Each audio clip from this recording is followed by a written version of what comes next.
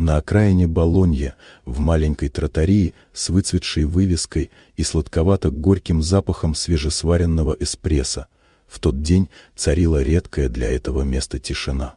Несколько постоянных посетителей молча перебирали вилками пасту, кто-то листал газету, а старый радиоаппарат на полке тихо бормотал новости.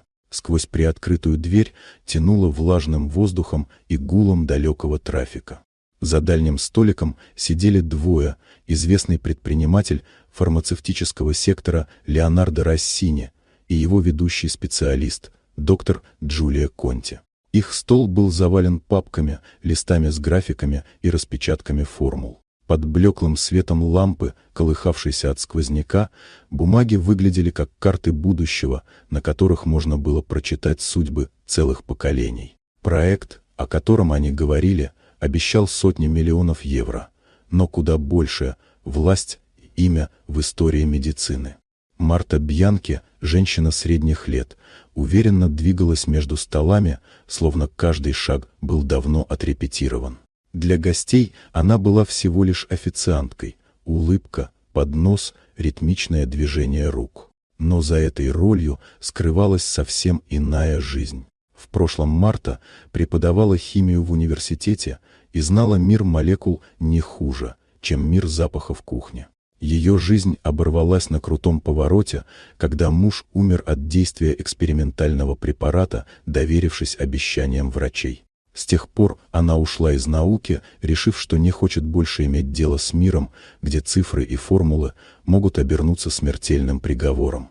Однако прошлое не отпускало. Оно жило в каждом ее утреннем взгляде в зеркало, в каждом шаге к тротарии, в каждом вдохе кофе, смешанном с тоской. И вот, когда ее взгляд случайно упал на раскрытые документы Россини, сердце болезненно сжалось. На страницах, среди сухих обозначений, она увидела знакомую формулу. Линии и символы, на первый взгляд безобидные, в ее памяти вспыхнули как предвестие беды. Та самая ошибка, та самая химическая структура, что когда-то украла у нее мужа, вновь повторялась здесь, в этих аккуратных схемах.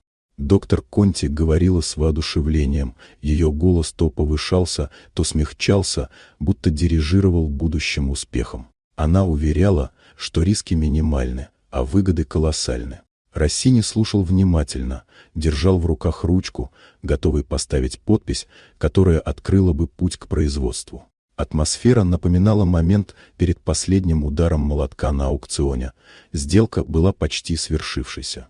И тогда Марта остановилась рядом. Казалось, все вокруг замерло. Звон бокалов, шелест газетных страниц.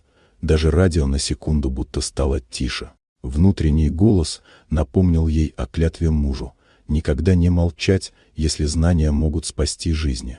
Она собрала в себе все мужество и нарушила зыбкое равновесие. Ее слова прозвучали негромко, но они были твердыми, словно удар в сердце привычной уверенности.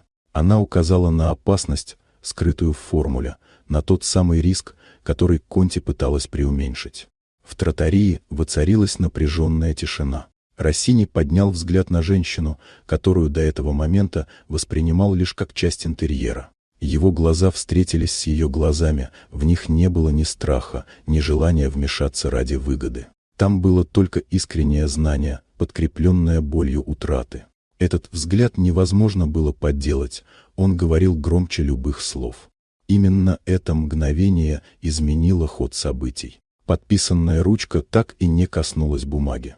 Документы отправили на повторную экспертизу, процесс замедлился и проект растянулся на годы. Прибыль отложилась на неопределенный срок, а амбиции оказались поставлены под вопрос. Но благодаря вмешательству женщины, которую все считали лишь официанткой, тысячи людей избежали судьбы, подобной той, что выпала на долю ее мужа.